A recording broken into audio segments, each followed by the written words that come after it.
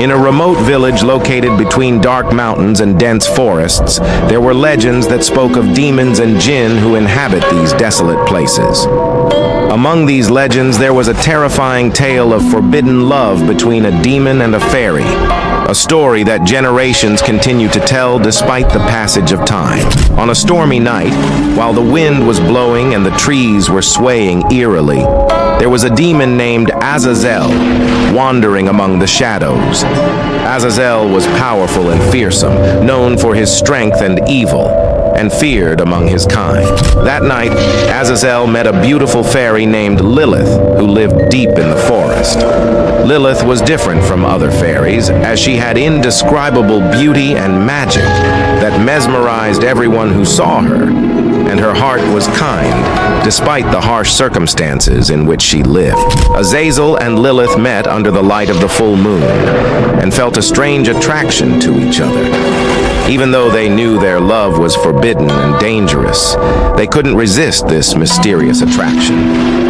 Azazel and Lilith began to meet secretly every night in the same place, exchanging stories and whispers and experiencing moments of impossible love. Their meetings were hidden, and no one knew about them. But the love that grew between them was strong and sincere. Over time, demons and jinn began to notice Azazel's frequent absence and interest in a fairy from another world. They felt angry and betrayed, and decided they must stop this love at any cost. The demons and jinn gathered in a secret council and decided to capture Azazel and Lilith and separate them forever, in order to maintain their strict laws and avoid the shame that such love might bring to their group. One night, while Azazel and Lilith were talking under an old tree deep in the forest, a group of demons and jinn attacked them.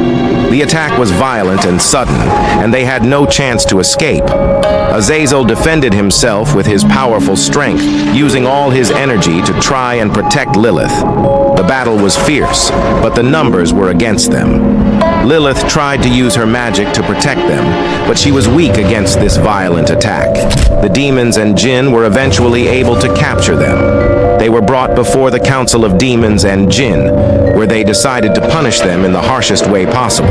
They sentenced Azazel to exile to the depths of hell, forever deprived of the sight of Lilith. Hell was a dark place filled with torment, where Azazel lived, tormented by grief and remorse over the loss of his beloved. As for Lilith, they sentenced her to remain in the forest alone, imprisoned by a powerful magic that makes her wither and disappear with the passage of time. Lilith became a wandering ghost in the forest, wandering the place alone, crying for her lost love and calling Azazel's name in the dark night. The villagers heard her screaming and crying on stormy nights, and they knew that this sad fairy was searching for her lover in a world that did not have mercy on love. As the years passed, Lilith turned into nothing more than a faint specter, appearing and disappearing in the mist in the forest. No one dared to approach the place where she met Azazel. This place has become cursed, surrounded by an aura of sadness and sorrow. The story of Azazel and Lilith was passed down through generations, and they considered it a lesson and an example of love that exceeded its limits and brought destruction and pain.